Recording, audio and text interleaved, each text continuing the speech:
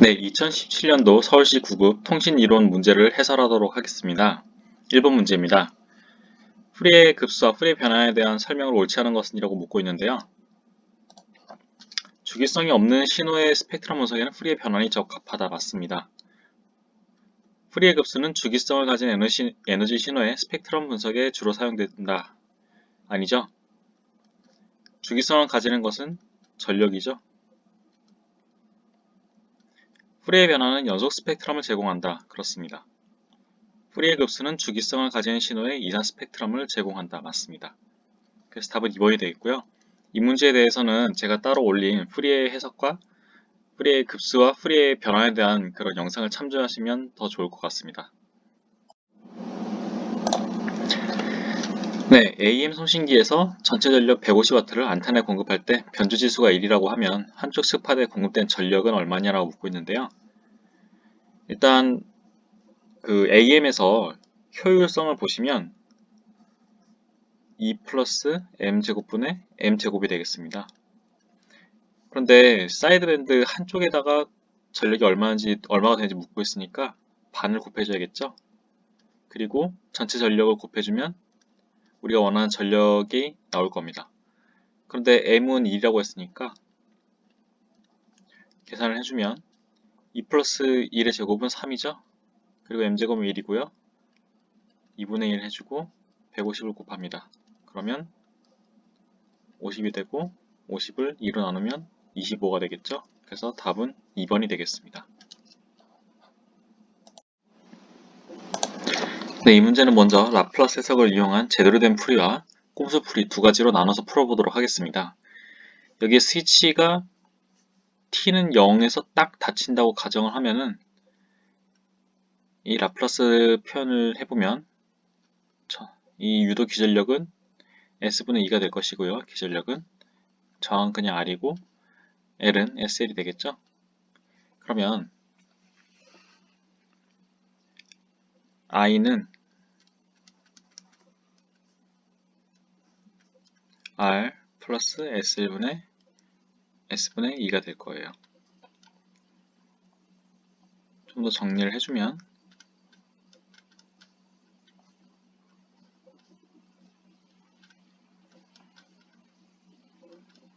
L분의 1이죠.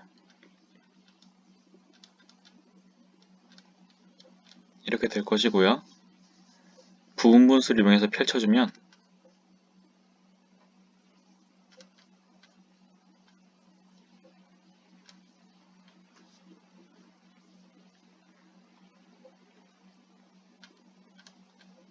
이렇게 되고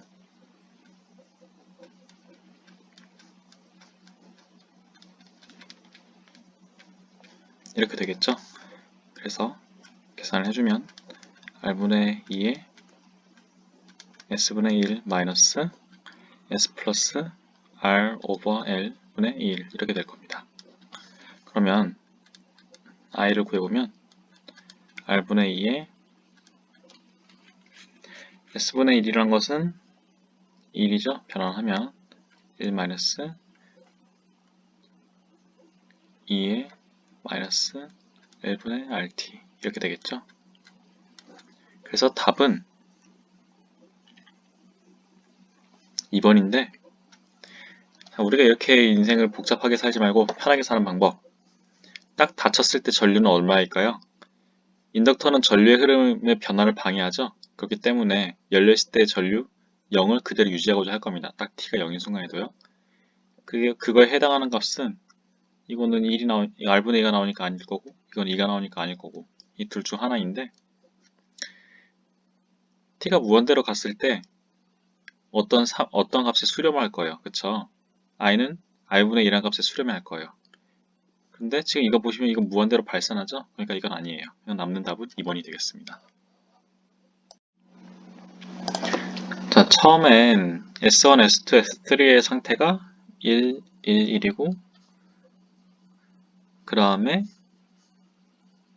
첫 번째 클럭이 들어왔을 때 이 출력 1과 1이 들어가서 XOR돼서 1로 들어가니까 0이겠죠? 그리고 S1은 한 칸 옮겨가서 1이 될 것이고 2일도 한 칸 옮겨가서 1이 될 거예요. 그리고 또 이 0은 한 칸 옮겨가고요. 두 번째 클럭이 들어가면 한 칸씩 밀리니까 0, 1이 될 것이고 1과 1의 XY 값이 다시 1로 들어가니까 0이 될 거예요. 첫 번째 레지스터의 값은. 세 번째 클럭이 들어가면 또 한 칸씩 밀리겠죠? 0, 0, 그리고 0과 1의 XOR 하면 1이 될 거예요. 네 번째는 또 한 칸씩 밀고 또 이번에 0과 0의 XOR이니까 0이겠죠? 다섯 번째는 한 칸씩 밀고 1과 0의 XOR이니까 1일 거예요. 그렇기 때문에 답은 101인 4번이 되겠습니다. 자, 스프레드 스펙트럼 통신 방식에 대한 설명에 대해서 옳지 않은 것은이라고 묻고 있는데요. DS 방식에서는 전송신의 주파수 덱이 바뀌는 게 아니고 그냥 확산하는 PM 코드가 바뀌죠. 그래서 전송신의 주파수 대역은 수시로 변경된다. 아니죠. 그냥 고정입니다. 이렇게 특정 주파수 대역을 그대로 쓰는데 코드만 다르게 해가지고 이런 식으로 코드만 다르게 해서 서로 다른 코드들을 이용해가지고 1번 코드, 2번 코드, 3번 코드 이런 식으로 해가지고 서로 다른 코드들을 이용할 뿐입니다. 수시로 변경되는 방식은 프리퀀시 호핑이죠. 그러므로 답은 1번이 될 것이고요. 일반적으로 자기 상관 특성이 우수한 슈도 노이즈 코드가 사용된다. 맞습니다. 부호 분할 다중 접속 방식에 적용될 수 있다. 그렇죠. 주파수 대역과 지적 시퀀스 확산 방식 등이 있다. 맞습니다. 그래서 답은 1번이 되겠습니다. 자, 풀이의 변화의 여러가지 성질 중에 옳지 않은 것은 이라 묻고 있는데요. 4번부터 볼게요. 주기함수의 풀이의 변화는 어떤 풀이의 개수에다가 델타에 nf0만큼 평행 이동시킨 것을 곱한 걸 다 더한 것이다. 그렇습니다. 이 기본 주파수에다가 기본 주파수의 정수배를 한 만큼의 성분들이 들어가게 됩니다. 왜냐면 한 주기가 이렇게 있으면 이렇게 한 주기가 이렇게 1/f0만큼 있다고 치면 이렇게 한 주기 성분이 있을 것이고 그거에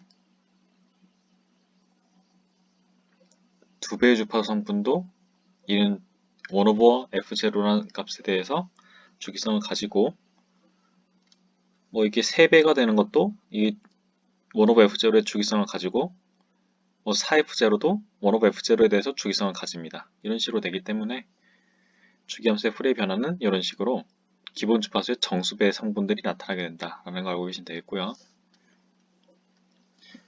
이거를 풀이의 급수로 풀이의 개수로 표현하면은 뭐 그냥 이런 식으로 나타나지 않고 그냥 CM만 나타날 텐데 주기함수의 풀이의 변화를 했어요. 풀이의 변화는 무한대에서 적분을 하고 적분을 하기 때문에 이 CM 값에 대해서 스트렝스를 가지는 델타 함수로 나타나는 겁니다. 그렇게 알고 계시면 되겠고 FT에 미분을 한 것의 풀이의 변화는 J오메가 FF다. 맞죠? 미분하면 FF는 T에 대한 함수가 아니에요. 어떤 T에 대한 펑션이 아니죠. 그냥 F에 대한 함수이지. 그러므로 미분해주는 건 이건 영향이 없고 그냥 앞으로 빠져나오고 미분이 가해지는 건 FT인데 요거는 지금 표현을 해보면 어떤 FF 값에다가 exponential J 오메가 T 대해서 이렇게 다 합쳐준 거니까 미분을 해주면 요거는 영향을 안 받고 그냥 상수 취급되니까 그냥 그대로 나오고 이걸 미분하면 J오메가 성분이 곱해져서 2에 J오메가 T는 그대로 나오죠.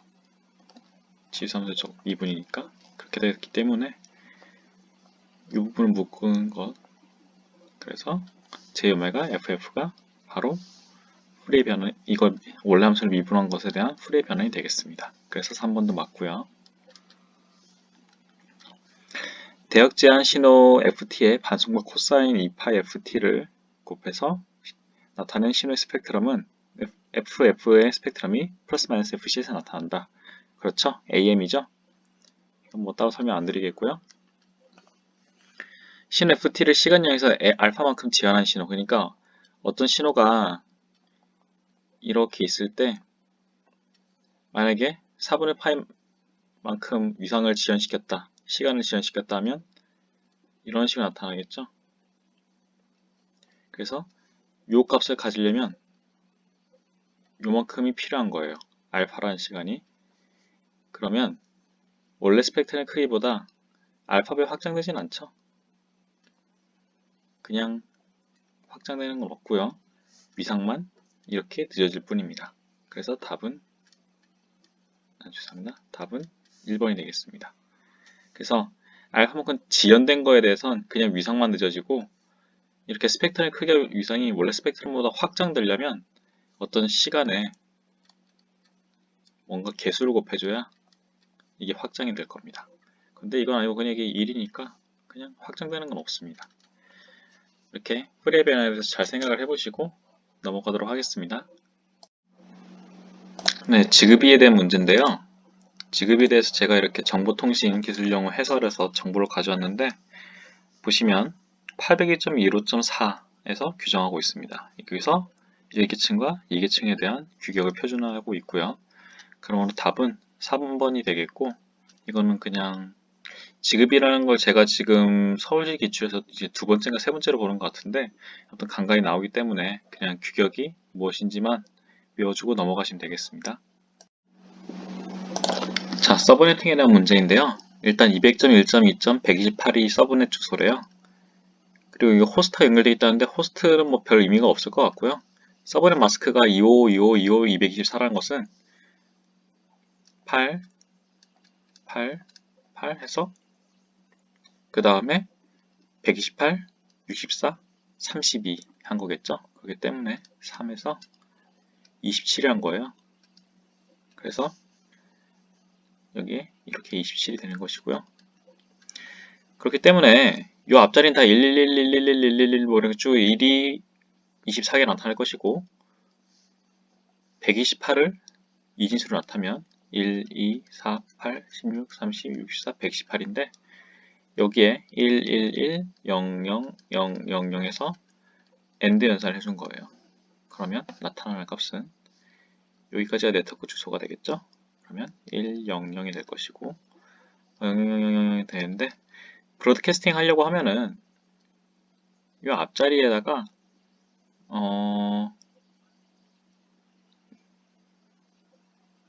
2를 다 채우면 되겠죠? 그래서 1, 0, 0, 1, 1, 1, 1, 1 해서 1, 2, 4, 8, 16, 32, 64를 뺀값이겠죠? 255에서. 그래서 255에서 64를 빼면은 대충 나올 거예요. 191쯤 나오겠네요. 여기서 또 30을 빼요. 그러면 159가 나오나요? 159가 나올 것 같아요. 그래서 브로드캐스팅 IP 주소는 200.1.2.159가 되겠습니다. 자, 오류 제어 보호에 대한 설명인데요. 오류 제어 보호는 전방 오류 정정, 정정까지 가능한 방식과 검출을 재전송, 그냥 검출까지만 하는 방식이 있습니다. 검출을 재전송한다는 게 바로 ARQ 중 하나죠. 검출을 한 다음에 자동적으로 재전송을 요구하는 방식. 이것이 바로 ARQ가 되겠고, 검출을 재전송 방식 중에 하나입니다. 그래서 이건 true가 되겠고요. 1번도 true입니다. 순회 잉여 검사 보호는 전방 오류 정정 보호가 아니죠. 그냥 검출입니다. 검출. 에러가 나지만 검출할 수 있어요. 그래서 이건 false가 되겠고요. 그래서 답은 3번입니다. 컨볼루션과 해밍 코드는 전방 오류 정정 보호로 분류된다. 맞습니다. 둘 다 정정까지 가능합니다. 네, PCM 시스템에 대한 그런 블록 다이어그램인데요. 아날로그 신원이 있으면 먼저 샘플링 주파수의 반보다 높은 주파수를 없애주는 LPF를 통과를 시켜야 엘리싱을 방지할 수가 있습니다. 그렇기 때문에 LPF를 처음에 통과시키는 게 맞고요. 그 다음에 샘플링을 해주고 샘플된 값을 양자화를 하고 그 다음에 인코딩을 해줘서 채널로 보내는 것.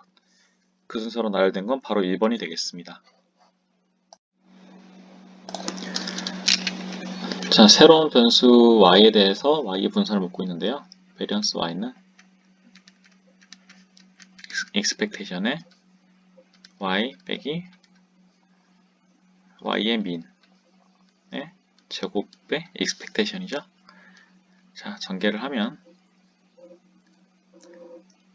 y의 민이 얼마인지부터 일단 구해봐야겠네요. 민 y는 expectation의 y인데 이 값은 expectation의 2x-1이죠. 전개하면 2배 expectation 빼기 1에 대한 기대값은 그냥 1이죠. 그렇기 때문에 계산해주면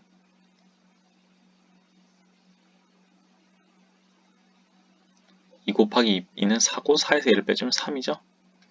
자, 그럼 variance y에다가 다시 대입을 해주면 variance y는 expectation의 y 빼기 3의 제곱이죠. 근데 y란 것은 y가 2x 빼기 1이에요. 여기서 3을 빼주고 제곱한다는 얘기인데 expectation의 2x 빼기 4고 이거의 제곱이니까 2를 꺼내주면 2의 제곱은 4죠. 그리고 x 빼기 2의 제곱해서 4배의 expectation x 빼기 2인데 우연히도 x의 평균이 2라고 합니다. 그러니까 이거는 바로 4배의 expectation이 아니고 variance x가 되겠죠. variance x가 바로 1이니까 답은 4가 되겠습니다. 더 쉽게 가는 방법, 분산에 대해서 이런 상수는 분산이 없어요. 0입니다. 0. 분산이. 왜냐? 이건 딱 고정되어 있는 값이기 때문에 이렇게 분포하지 않아요. 딱 여기만 존재합니다. 그렇기 때문에 베리언스가 0이에요. 그리고 보시다시피 앞에 이렇게 개수가 있으면 제곱이 됩니다. 그래서 4배가 되고 x에 대한 분산 2를 곱해주면 답은 4가 됩니다. 그래서 분산은 앞에 개수가 제곱된다는 거, 제곱된다는 의미는 x의 분포가 이렇게 되면은 이 분포가 이렇게 곱해져 가지고 더 넓어진다. 값이 분포가 이렇게 넓어진다. 이런 의미가 된다는 것 알아두시면 되겠습니다. 넘어가겠습니다. 자, SNR이 40dB라고 합니다. SNR이 40dB라는데 이것은 10의 로그 노이즈 파워 대비 시그널 파워죠. 그러니까 계산해주면 시그널이 10의 4배, 10의 4승 배 된다는 거죠. 노이즈에. 그리고 신호의 전력이 3W라고 합니다. 그러면 노이즈는 10의 4승분의 3W고 이것은 10분의 3 곱하기 10의 마이너스 3승이죠. 그러므로 0.3mW가 되겠습니다. 그래서 답은 3번이 되겠습니다. 자, 어려운 얘기입니다. 랜덤 프로세스에 대한 내용이 나왔는데요. 에르고딕 랜덤 프로세스는 앙상블 평균과 시간 평균이 같다. 랜덤 프로세스를 x라고 놓으면 에르고딕 랜덤 프로세스의 정의가 바로 이런 어떤 시간에 대한 앙상블 평균과 시평균이 같다는 겁니다. 시평균이란 것은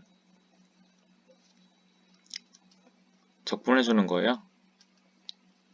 이렇게 0부터 t까지 특정한 샘플 펑션 xt라는 게 랜덤 변수인데 그 중에서 특정한 추출해낸 이렇게 주사위를 던지는 것 자체는 확률 변수, 랜덤 변수라고 할 수 있는데 이것도 실제 던져본 특정한 결과 하나를 이렇게 적분을 해보면 t가 안 적어지네요. 이렇게 적분을 해가지고 t를 무한대로 보낸다는 거죠. 이것이 바로 시평균인데 이 값과 어떤 특정 순간에 대해서 그 랜덤리스를 평균을 내보면 둘이 같더라. 이런 경우가 바로 에르고딕 랜덤 프로세스가 되겠습니다. 그래서 1번은 true고요. 자기 상관함수의 프리의 변화는 해당 랜덤 프로세스의 전력 스펙트럼 밀도이다. 맞습니다. 위너 킨친 정리죠. 모든 정상 프로세스는 에르고딕 랜덤 프로세스다. 글쎄요. 모든 정상 프로세스라고 하면은 그냥 이런 랜덤리스가 콘스탄트라는 얘기인데, 어떤 시간에 대해서도 그냥 이런 그 특정한 시간에 대한 랜덤 변수의 expectation이 그냥 상수다 이 얘기인데, 이 값이 이런 C 평균과 같을 이유는 있을까요? 없겠죠? 뭐 이건 1이고 이건 2여되면 이렇게 되면 안 될 이유가 있을까요? 없죠? 그렇기 때문에 3번이 틀렸습니다. 정상 프로세스의 결합 확률 밀도함수는 시간에 따라 변하지 않습니다. 이게 무슨 말인가? f, x, t1, x, t2는 그래서 x, t1, x, t2 그냥 이걸 x라 쓸게요. 같은 확률 변수니까. 그래서 이게 조인트 probability density 펑션이죠. 이 함수는 t1과 t2 값에 대해서 변하지 않습니다. 왜냐면 정상이니까요. 스테이셔너리 하다는 거죠. 이 값은 그냥 fxx의 x, x일 뿐입니다. 그래서 정상이라는 이름 자체가 변하지 않은 시간에 따라 변하지 않음을 나타내고 있죠. 그래서 true입니다. 그래서 답은 3번이 되겠습니다. 자, 이거는 이 문제는 기저대역 전송을 위한 선로 부호죠. 부호는 부호인데 선로 부호예요. 그러니까 뭐 RG, NRG 뭐 이런 것들이 있는데 뭐 이런 것들에 대한 얘기고, 보시면 잡음 면역성이 큰 것이 바람직하다. 그렇겠죠? 부호의 길이에 대한 메시지 비트의 비율을 나타내는 부호율이 높아야 된다. 이건 아닙니다. 이거는 저기 소스 코딩에 대한 얘기죠. 소스 코딩에 대한 얘기고, 선로 부호가 갖춰야 되는 조건과는 상관이 없는 얘기입니다. 자체 동기 능력을 보유하는 것이 바람직하다. 이게 무슨 말이냐? 우리가 이렇게 심벌 동안 이렇게 리턴 투 제로 같은 경우 1이 있으면 이렇게 0으로 내려가고, 뭐 0 같은 경우 그대로 0이라 하지만 또 1 같은 경우 이렇게 1이 나오면 이렇게 트랜지션이 있을 수가 있어요. 그래서 이렇게 트랜지션이 나오면 이들로부터 클럭을 뽑아낼 수가 있겠죠. 그럼 동기화가 될 수 있어요. 이것을 바로 별도 이런 클럭 신호를 보내주지 않는다는 의미에서 자체 동기라고 하고, 이런 능력이 있으면 아무래도 클럭에 대한 라인의 수요가 적을 테니까 좋겠죠. 부호가 점유한 주파수 대폭이 작아야 됩니다. 넓으면 다중화도 못하고 뭐 여러가지 문제점이 있겠죠. 이렇게 뭐 ISI가 생길 수도 있고요. 이렇게 보낸 게 이렇게 퍼져가지고 옆심불이랑 이렇게 겹치는 ISI가 생길 영향도 있고 생길 염려가 있기도 하기 때문에 부호가 점유하는 주파수 대폭은 작아야 되는 게 맞습니다. 자, 에너지 신호와 전력 신호에 대한 설명을 오는 곳은 묻고 있는데요. 에너지 신호의 전력은 무한대이다. 아니죠? 0입니다. 왜냐하면 에너지 신호는 이렇게 에너지가 유한한 값을 딱 갖고 있기 때문에 무한한 시간대로 나눠주면 무한대분의 어떤 상수기 때문에 0이 됩니다. 전력 신호의 에너지는 0이다. 아니죠? 무한대죠? 왜냐면 어떤 파워를 시간이 무한대 많이 길게 적분을 해주게 되니까 무한대 값이 나오는 거죠. 에너지 신호도 아니고 전력 신호도 아닌 신호는 존재하지 않는다. 아니죠? 예를 들어 xt가 exponentially t다. 그러면 에너지도 무한대, 전력도 t분의 2의 t에서 t가 무한대로 가면 이건 무한대로 발산하죠. 그래서 둘 다 무한대인 그런 신호가 존재합니다. 정연파는 전력 신호이다. 정연파 자체가 전력 이렇게 주기 신호죠. 그러면 한 주기로 잘라보면은 뭐 얼마가 나올 겁니다. 그래서 전력 신호가 맞습니다. 그래서 답은 4번이 되겠습니다. 네, 16번은 해밍 코드에 대한 얘기인데요. 해밍 코드를 만드는 방법을 제가 이렇게 위키피디아에서 가져왔어요. 자, 보시면 여기가 0번 첫 번째 비트고 여기가 마지막 비트예요. 그래서 순서대로 써주면 여기가 1일 것이고, 그 다음에 이거 역순으로 이렇게 써주면 되죠. 역순으로 이렇게 써주면 되는데 천천히 쓰면 0, 1, 1, 0, 0, 1, 0입니다. 그래서 첫 번째 자리에 보시면 여기를 다 체크를 해가지고 짝수 페이지를 만들어요. 1을 짝수에서 만든다는 거죠. 그래서 보시면 1이 하나 나오고 2개 나오고 3개 나오기 때문에 여기는 1을 채워줘야 됩니다. 그래야 4개가 돼서 짝수가 되겠죠. 그리고 여기 보시면 1이 하나 있고 2개, 3개, 4개이기 때문에 0입니다. 이미 1이 4개가 있기 때문에 짝수로 만들려면 1을 없애야겠죠. D1은 그대로 내려옵니다. 네 번째 보시면 하나, 둘, 2개 있죠. 그렇기 때문에 이거는 이미 2개가 있으므로 0을 해줘야 1이 짝수가 될 것이고요. 그 다음에 그냥 내려옵니다. 0, 1, 1. P8을 보시면 1이 지금 이 범위에 하나 있어요. 그러므로 채워줘야 되고요. 0, 0, 1, 0인데 지금 가장 왼쪽에 비트가 최상위 비트이기 때문에 순서를 바꿔줘야 되죠. 이렇게 크로스를 바꿔주면 써주면 0, 1, 0, 0, 1, 1, 1, 0, 0, 1, 0, 1 돼서 답은 1번이 되겠습니다. 그래서 보시면 이거 하나 띄우고 하나 띄우고 하나 띄우고 이런 식으로 가고 두 번째 거는 자기 자리부터 2개 그리고 또 2개 띄우고 2개 검사하고 띄우고 2개 검사하고 자 그러면 여기는 그냥 일반 코드가 내려오기 때문에 네 번째 자리는 이거 4죠 4 4개씩 검사하고 4칸 띄우고 4개씩 검사하고 이런 식으로 되고요. 그 다음에 8 그러니까 1, 2, 2, 4, 4, 8, 8, 16 이런 식으로 가는 건데 8은 또 8칸을 검사를 하는 거예요. 또 여기 8칸을 쭉 띄우고요. 이런 식으로 1, 2, 4, 8 이런 식으로 자리가 위치한다. 페리티는 1, 2, 4, 8, 16 이런 식으로 짝수자리를 위치를 하고 이런 식으로 반복되는 주기로 검사를 해준다. 그래서 그 주기마다 1의 개수를 다 세가지고 2를 짝수로 만드는 걸 자기 자리에 채워놓는다. 이렇게 외워주시면 되겠습니다. 그래서 이렇게 1번으로 답을 찾고 넘어가도록 하겠습니다. 네, 정보 이론과 관련된 설명 중 가장 옳지 않은 것이냐 되어 있는데요.